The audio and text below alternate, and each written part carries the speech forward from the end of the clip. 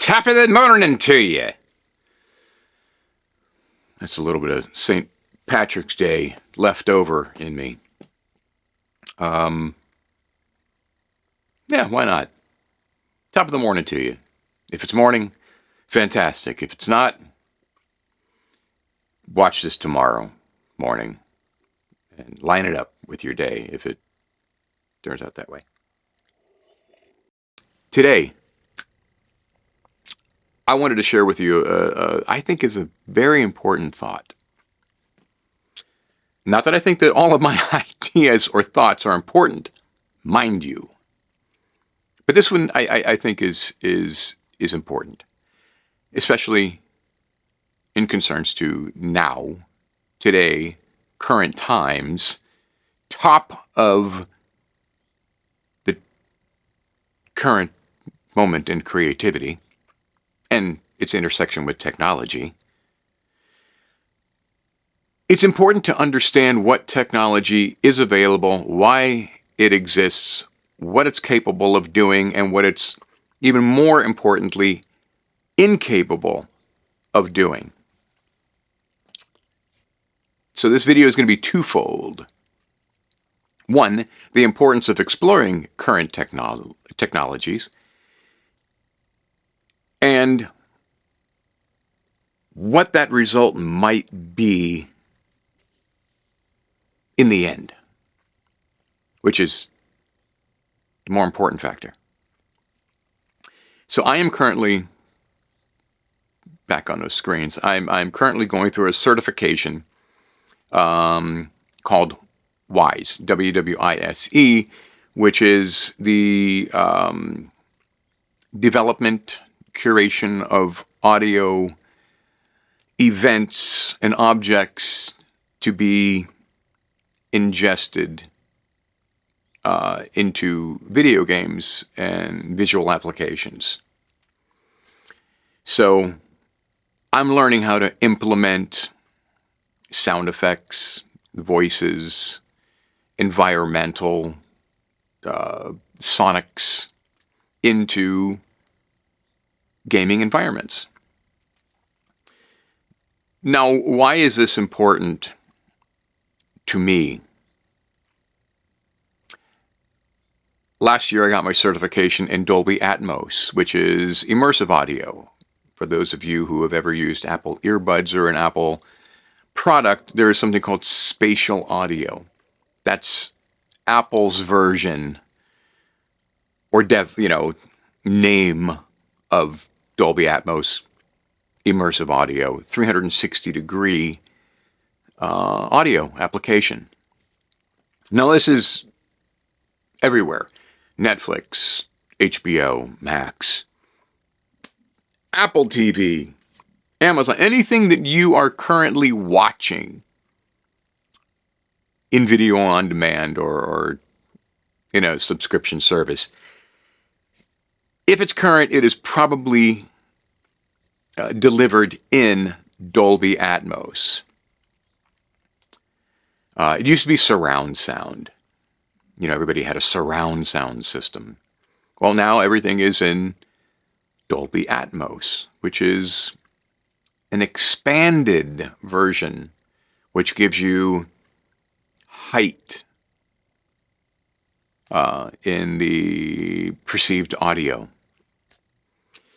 So I'm getting another certification in this gaming environment application, audio application, so that I can implement audio into environments. I'm learning how to place sound effects and audio into a gaming environment.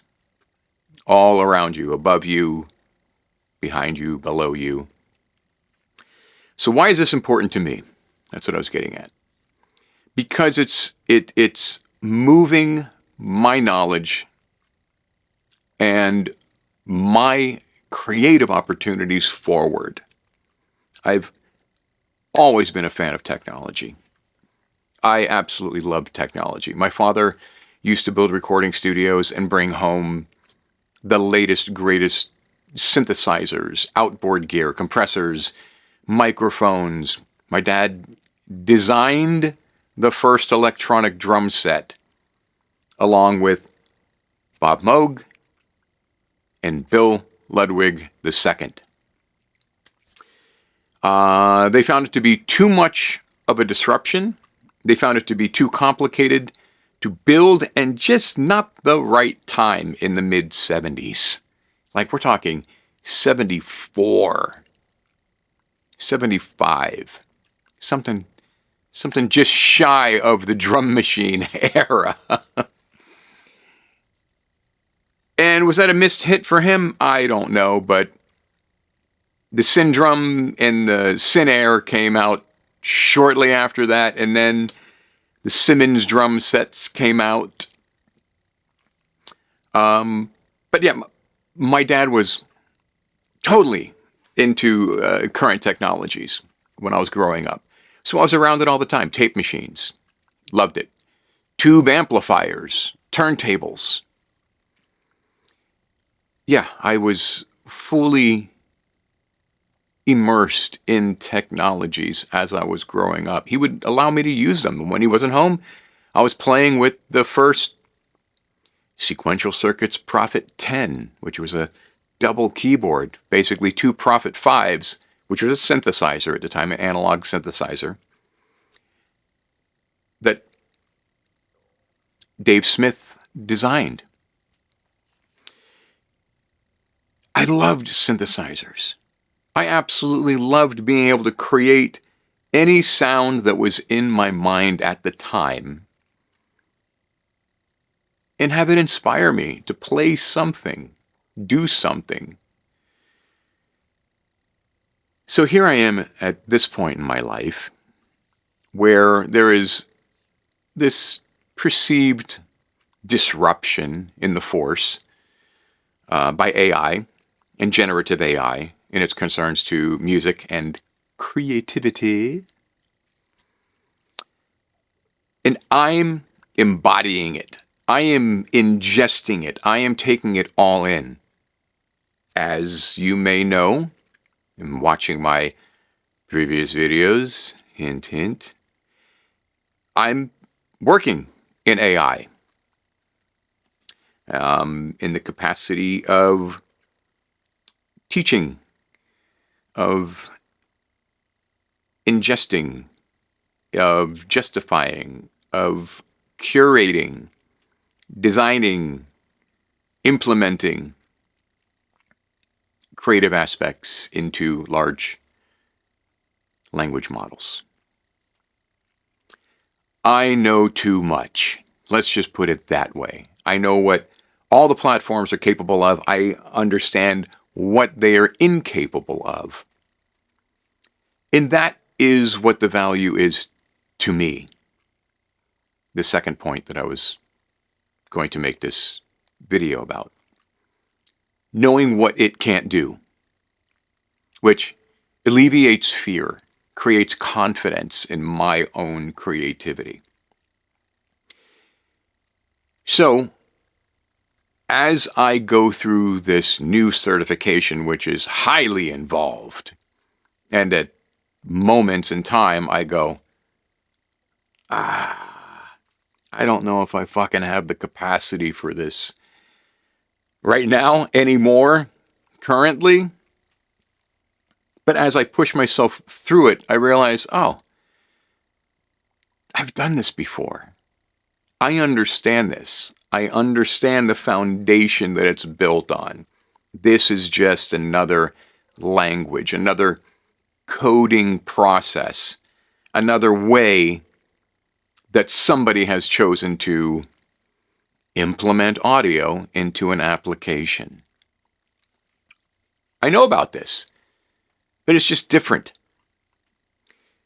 So I push myself through it and I understand it. And when I get, I reach the objective of the lesson, of the module, I'm fucking like, yeah!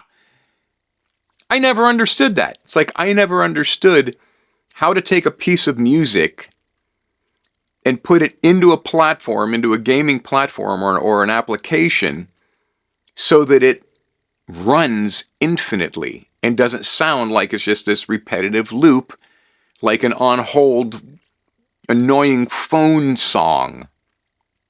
And you can hear the loop point, and you can hear it just going back and forth, and you wind up putting the phone down, and you wind up singing along to it after a while. I'm learning how to actually compose music specific to gaming environments. Never knew, I had no idea. I really didn't. As long as I've been making music for just all these variables, various outlets for TV, for film, for commercial, for artists, for theme parks, rides, whatever it is, I've been making music like this for decades. And now I'm actually learning how to do it in gaming environments, which is a mind fuck.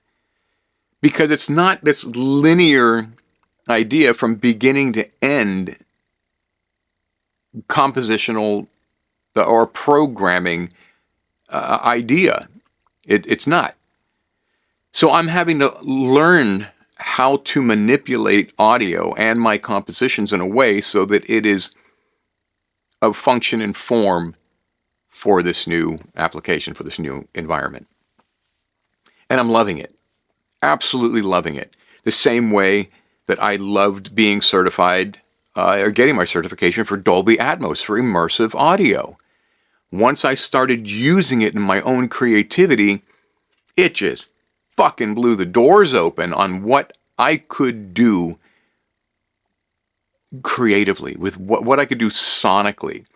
I could create experiences beyond the flat, the static, left and right speaker. That's just 2D. I don't care how many people say, oh, there's depth to it. It still exists right there on that plane.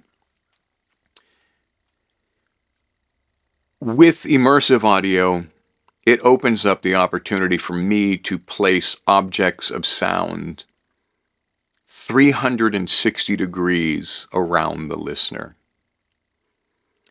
So I wanted to take this implementation further.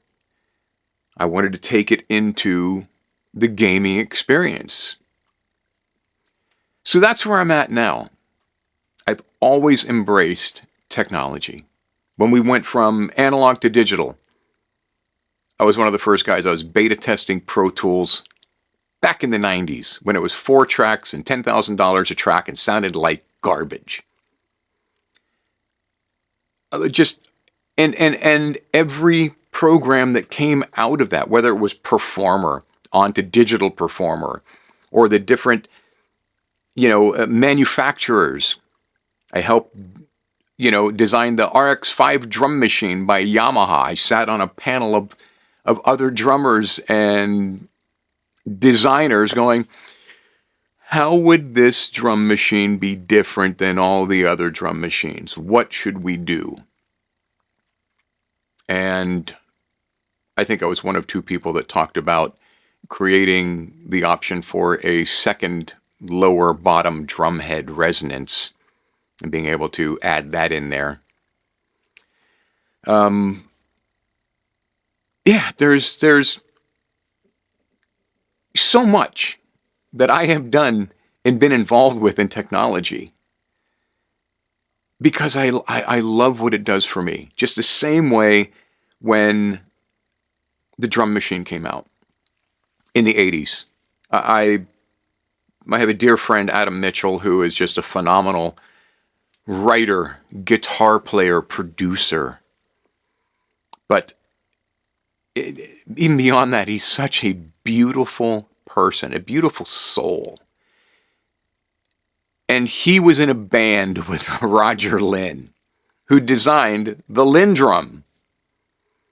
And he has the cardboard, or had the cardboard box prototype of the LinnDrum. And Roger brought it over to his house and he said, This is a drum machine. He goes, who the fuck wants a drum machine? We live in LA with the best drummers on the planet for making records. Why would we need a drum machine? And he went, click. And Adam went, oh, that's cool as shit. Adam got it. He understood what that thing could do. He understood the potential, the viability, and the implications it could have in the movement forward of modern recording and production. This is where we're at now. We are at a significant crossroad of what technology can do, how we can benefit, and how it is significantly going to disrupt the creative process and the creative industries. Being creative used to be something, and it still is, something sacred. Something that is so ultimately personal. There's vulnerability. There's humility. There's humanity. There's beauty in being a creative person. And being able to connect with something bigger than yourself, greater than yourself, that is out here and above. It's immersive. It's the Dolby Atmos of life. When you're dealing with AI doesn't give a fuck about you. It doesn't give a shit about what you're putting into it. And this is coming from somebody who does this on a daily basis. If I've learned one thing about AI, it cares zero fucks about me at all. It doesn't care what I really want, has really no consideration at the end of the day or in that moment for my vision or staying completely intact with my need, my desire, my creative input. It kind of gives me I think it should be like this. Check this out, if you will. This is what I've learned. This is what I know. So, based on what you're giving me, I'm going to give you my best, maybe, for now. But that's all I got. As a creative, that's not enough for me, right? I need the emotional give and take. I need to be in a room with people. I need to be in a functioning relationship with the technology so that it works for me. Even back here on what I'm working on in my room with my setup, it's taking what I'm giving it and responding. It's giving it back to me. So I can listen to it. I can form an opinion and adjust in real time from where it's at exactly and move it forward. Make an adjustment. Alter something. And it's not disrupting the foundation of what I've created. I'm just adding to it. This is not the function of AI.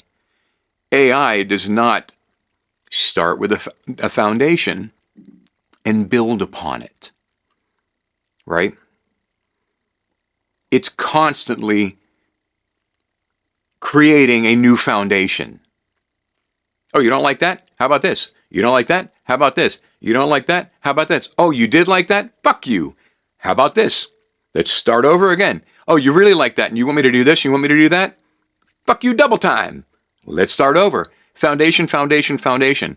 It's never building on your idea. So what I'm finding is people that I turned on to AI a year ago and went, you should really check this out because I think you're going to find some benefits. And I think it might get you out of this stuck, kind of stagnant place where you're at with your creativity. I've even helped people dear to me reignite what they had left behind that became dormant, to where now all they want to do is be creative. All they want to do is write. All they want to do is put themselves out there like they always wanted to. They've reconnected with their purpose, with their truth, through the use of AI.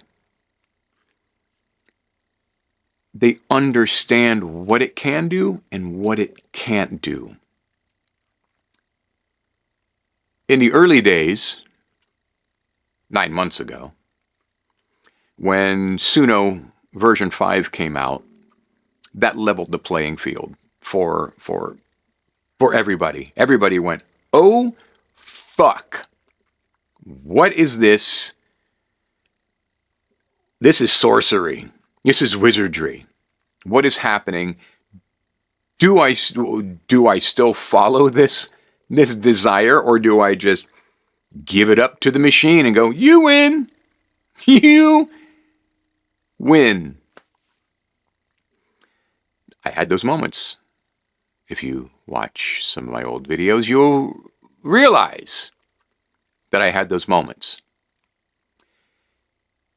I no longer have those moments anymore. I no longer fear this new, evolving, disruptive technology because I understand my place in the creative ecosystem. And what I do, AI cannot do. It cannot replicate, it cannot replace me with what I do. Because what I have to offer is taste, right? Is real understanding of emotional value, emotional expression, emotional connection. AI doesn't have that. AI has no intention of creating a human emotional experience, which I do as a creative. And going back to all the people that I turned on to AI, they're coming back to me, and they have been for the last couple of weeks, saying, fuck that AI shit. It does nothing for me. It has sucked the passion out of my process. It's soulless. It doesn't give me anything back. And that's what I know. Because as a creative, you are giving love freely. You are trusting people with your fresh baby. And just like any relationship that is a brick wall, I love you, I love you, I love you, I love you. Have I told you I love you? I love you. I love you more. No, actually, I love you so much. I love you more than you'll ever imagine. And there's nothing.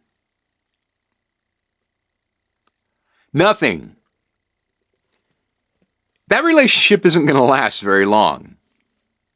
And eventually you're going to go, delete, block, done. And that's what's happening with a lot of creatives with AI.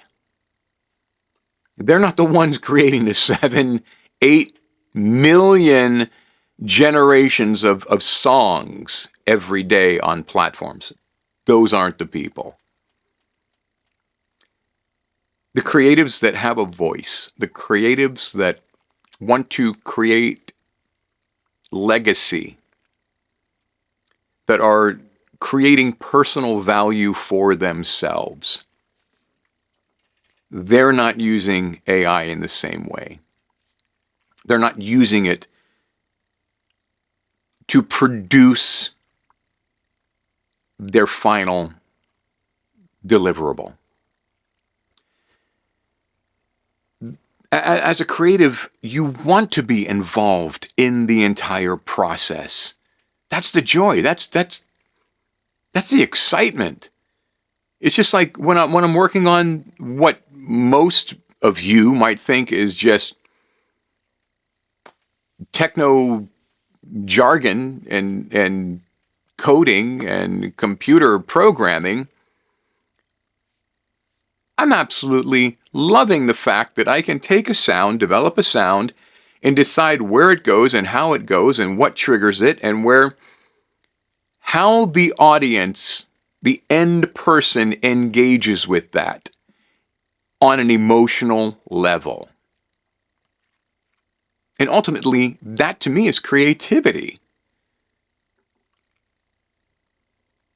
This is why I think it's so important for anybody that is a creative to understand the technology that is instilling this fear and this doubt and this uncertainty. Going back to the 90s when a little program called Corel Draw came out, and every graphic designer on the planet went, "Fuck, we're done!" Who invested thousands of dollars in pens and pencils and markers and X-Acto knives and all kinds of shit to make up, marketing and promotional displays and ad campaigns and magazine articles and ads, and everything was done by hand. Corel Draw came out and fucked it all up. But the ones who actually are continuing to work today, and I know many of them, they learned how to use Corel Draw. And they got more jobs, bigger clients, and created significant success for themselves because they were moving forward with the times. Yes, it was a disruption. A wave is a disruption. A tsunami is a disruption. But there are ways to ride it out, and there are ways to avoid being pummeled by it. Understand it. Understand where it's going to go, why it's going to go there, how it was formed, how to ride it out, when's it going to recess. You have to understand all of this in order to remain functioning and alive. Especially in the creative industries. As I said in a past video, this is a fucked up industry on so many levels. Outside. Right here with me, now, me and you in this moment, we're good. Because that doesn't exist. What exists is our understanding of what we value and what we want to present to the world. And even the fact that you're watching this, what do you want to get out of this? Are you getting anything out of this? Is this making any sense to you? If you walk away with, wow, I didn't think about that. Or, wow, you know what? That guy has no fucking clue what he's talking about. You have formed an opinion. You've taken something away, and I guarantee you, even with that, you can walk away and go, all those things that he said do not reflect my creative process or me as a creative, and this is why. And you've just identified your list of what makes you and authentic, identifiable, potentially successful, creative. You've identified something about yourself. Even in not getting anything out of it. But this is my point with technology. You have to dive into it to see what you're going to get out of it and what you're not going to get out of it, how it's going to affect you emotionally, creatively, and the significance or lack thereof. So that's where my friends are. They have come to terms with AI as it just being a novelty. That's it. Oh, wow, look what it can do. Woo! Impressive. And if it does something that I really like, okay, cool. I'll take that. I'll tuck it into my hat, and I might use it at some point. Or I might not. But it's not delivering anything that is ultimately going to represent me as a creative. It gives me ideas. And that's it. It gives me the perception of something of quality that might have potential. But as somebody who is in AI and understands it is all pattern-based, it is exhausting only what it knows, it's never going to give me something that is original. Ever. It can give me a variation on a theme, but that's just based on analysis of patterns, of notes, of phrases, which eventually, if I took the time and I wasn't lazy, I might stumble upon that as well. If I wanted to exhaust every opportunity or option that I could potentially have on anything that I'm working on. I don't want that. I'm much simpler when it comes to that. I like what I like. I have a voice. I have notes that I like. I have chords that I like. And every once in a while, I stumble upon something new and I pack it into my bag and I go, I like that chord. I think I'm going to start using it. You know what? I think I've found that this range over here really fits me, my voice, my character at this point in my life.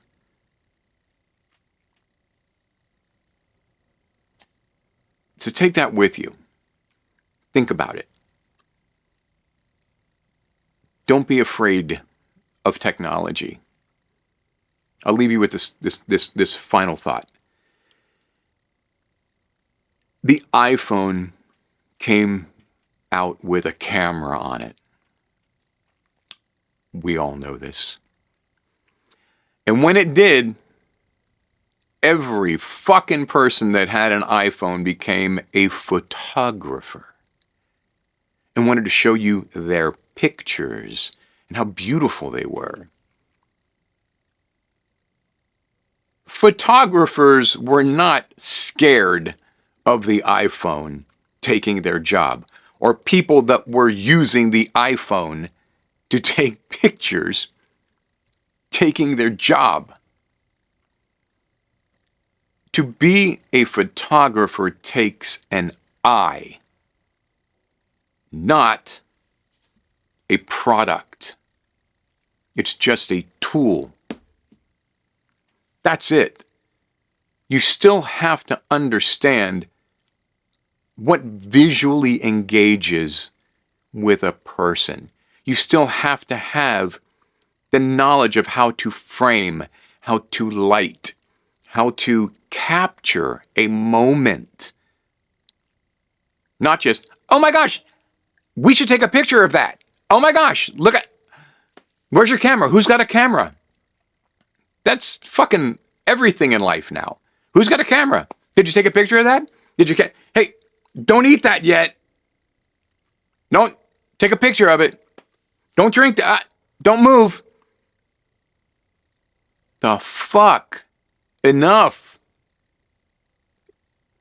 Some things are just for the moment. Some things are just meant to be exactly what they are and not captured all the time. And real photographers understand that because they go into things with intention.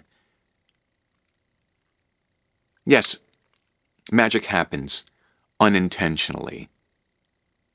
But still, you're in a moment of intention when it happens. That's called a happy accident. There are no coincidences. It's just that moment was set up for you in that time to capture. Just like songwriting, just like creating anything. It's a moment that is set up for you to move your creativity forward. Everything is just a tool to either benefit you or stand in your way, or just fucking move it out of the way. Don't use it. Don't acknowledge it. It doesn't matter. You have to come to that point and that conclusion on your own. But the only way you're going to do it is to set aside some time and understand what it is, what the challenge is, what the global observation ultimately is on how this is going to affect your industry or your process or your life, your livelihood. It may not. In my case, it will not, because I understand it and I'm learning it. I'm learning more about it. I'm learning how to use it all as a tool in my toolbox for those who just might need that. And that will keep me moving forward. That's my monologue for today. Top of your moment, wherever you're at in your day, top of it. I've got 18 more modules to finish, so I will catch you on the next time, and I appreciate you listening and potentially enjoying. See you soon.